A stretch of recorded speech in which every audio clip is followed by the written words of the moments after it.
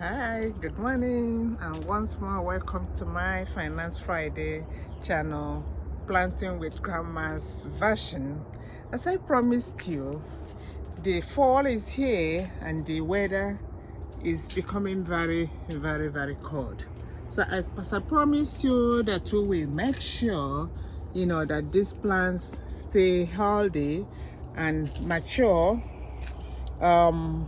So here we have been able to put a greenhouse over these plants, and as you can see, I think this greenhouse is working very well, because this is due, that when we closed it at night, we came out and the whole place looks like it was watered.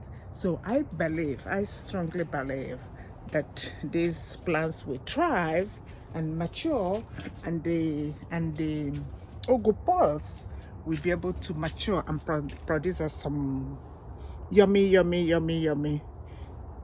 fruits that we are going to plant next year. Thank you.